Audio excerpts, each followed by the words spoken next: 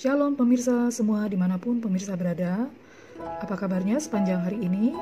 Dan yang pasti selalu kita tetap diberkati Tuhan dan dijagai Tuhan, dilindungi Tuhan dimanapun kita berada. Dan andalkan Tuhan dalam segala situasi dan dalam segala hal. Amin. Baiklah, sekarang kita masuk di hari ke-61 di kitab Injil Lukas pasal 20. Saya akan segera membacakan dan pemirsa silakan mendengarkan firman Tuhan ini.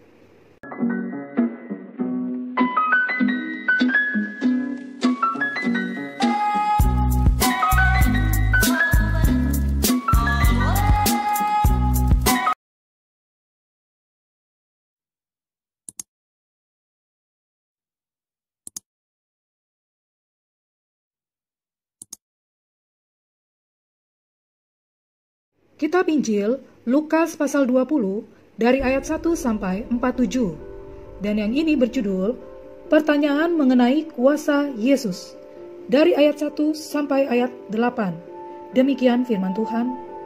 Pada suatu hari, ketika Yesus mengajar orang banyak di bait Allah dan memberitakan Injil, datanglah imam-imam kepala dan ahli-ahli Taurat serta tua-tua ke situ. Dan mereka berkata kepada Yesus, "Katakanlah kepada kami, dengan kuasa manakah engkau melakukan hal-hal itu? Dan siapa yang memberikan kuasa itu kepadamu?" Jawab Yesus kepada mereka, "Aku juga akan mengajukan suatu pertanyaan kepada kamu. Katakanlah kepadaku, baptisan Yohanes itu dari surga atau dari manusia?" Mereka mempertimbangkannya di antara mereka dan berkata, "Jikalau kita katakan dari surga," ia akan berkata, "Mengapakah kamu tidak percaya kepadanya? Tetapi, jikalau kita katakan dari manusia, seluruh rakyat akan melempari kita dengan batu, sebab mereka yakin bahwa Yohanes adalah seorang nabi." Lalu mereka menjawab bahwa mereka tidak tahu dari mana baptisan itu. Maka kata Yesus kepada mereka, "Jika demikian, aku juga tidak mengatakan kepadamu dengan kuasa manakah aku melakukan hal-hal itu." Perumpamaan tentang penggarap-penggarap kebun anggur, ayat 9-19. Lalu Yesus mengatakan perumpamaan itu kepada orang banyak. Seorang membuka kebun anggur, kemudian ia menyewakan kepada penggarap-penggarap, lalu berangkat ke negeri lain untuk waktu yang agak lama. Dan ketika sudah tiba musimnya, ia menyuruh seorang hamba kepada penggarap-penggarap itu, supaya mereka menyerahkan sebagian dari hasil kebun anggur itu kepadanya. Tetapi penggarap-penggarap itu memukul hamba itu dan menyuruhnya pulang dengan tangan hampa. Sesudah itu, ia menyuruh seorang hamba yang lain, tetapi hamba itu juga dipukul dan dipermalukan oleh mereka, lalu disuruh pulang dengan tangan hampa. Selanjutnya, ia menyuruh hamba yang ketiga, tetapi orang itu juga dilukai oleh mereka, lalu dilemparkan keluar kebun itu. Maka kata tuan kebun anggur itu, "Apakah yang harus kuperbuat?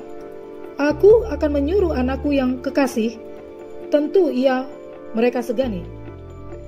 Tetapi ketika penggarap-penggarap itu melihat anaknya itu, mereka berunding, katanya, "Ia adalah ahli waris.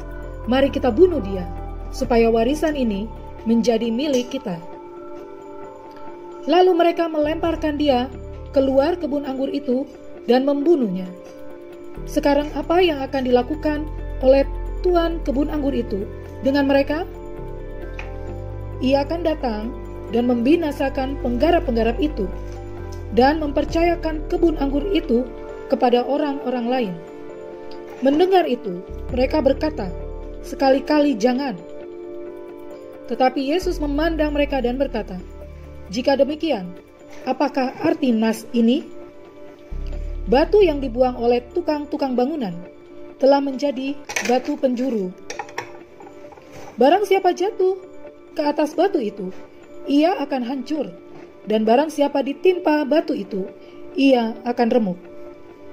Lalu ahli-ahli Taurat dan imam-imam kepala berusaha menangkap dia pada saat itu juga, sebab mereka tahu bahwa merekalah yang dimaksudkannya dengan perumpamaan itu. Tetapi mereka takut kepada orang banyak. Tentang membayar pajak kepada Kaisar, ayat 20-26. Ahli-ahli Taurat dan imam-imam kepala mengamat-ngamati Yesus. Mereka menyuruh kepadanya mata-mata yang berlaku seolah-olah jujur, supaya mereka dapat menjeratnya dengan suatu pertanyaan dan menyerahkannya kepada wewenang dan kuasa wali negeri. Orang-orang itu mengajukan pertanyaan ini kepadanya. Guru, kami tahu bahwa segala perkataan dan pengajaranmu benar, dan engkau tidak mencari muka, melainkan dengan jujur mengajar jalan Allah. Apakah kami diperbolehkan membayar pajak kepada Kaisar atau tidak? Tetapi Yesus mengetahui maksud mereka yang licik itu, lalu berkata kepada mereka, "Tunjukkanlah kepadaku suatu dinar. Gambar dan tulisan siapakah ada padanya?" Jawab mereka, "Gambar dan tulisan Kaisar." Lalu kata Yesus kepada mereka, "Kalau begitu, berikanlah kepada Kaisar apa yang wajib kamu berikan kepada Kaisar, dan kepada Allah apa yang wajib kamu berikan kepada Allah." Dan mereka tidak dapat menjerat dia dalam perkataannya di depan orang banyak. Mereka heran akan jawabannya itu dan mereka diam. Pertanyaan orang Saduki tentang kebangkitan, ayat 27-40. Maka datanglah kepada Yesus beberapa orang Saduki yang tidak mengakui adanya kebangkitan. Mereka bertanya kepadanya, "Guru, Musa menuliskan perintah ini untuk kita. Jika seorang yang mempunyai saudara laki-laki mati sedangkan istrinya masih ada, tetapi ia tidak meninggalkan anak, saudaranya harus kawin dengan istrinya itu dan membangkitkan keturunan bagi saudaranya itu. Adalah 7 orang bersaudara. Yang pertama kawin dengan seorang perempuan, lalu mati dengan tidak meninggalkan anak. Lalu perempuan itu dikawini oleh yang kedua, dan oleh yang ketiga, dan demikianlah berturut-turut oleh ke-7 saudara itu. Mereka semua mati dengan tidak meninggalkan anak. Akhirnya, perempuan itu pun mati. Bagaimana sekarang dengan perempuan itu? Siapakah di antara orang-orang itu yang menjadi suaminya pada hari kebangkitannya? Sebab ketujuhnya telah beristrikan dia." Jawab Yesus kepada mereka, "Orang-orang dunia ini kawin dan dikawinkan, tetapi mereka yang dianggap layak untuk mendapat bagian dalam dunia yang lain itu dan dalam kebangkitan dari antara orang mati, tidak kawin dan tidak dikawinkan. Sebab mereka tidak dapat mati lagi. Mereka sama seperti malaikat-malaikat, dan mereka adalah anak-anak Allah, karena mereka telah dibangkitkan." Tentang bangkitnya orang-orang mati, Musa telah memberitahukannya dalam nas tentang semak duri, di mana Tuhan disebut Allah Abraham, Allah Ishak, dan Allah Yakub.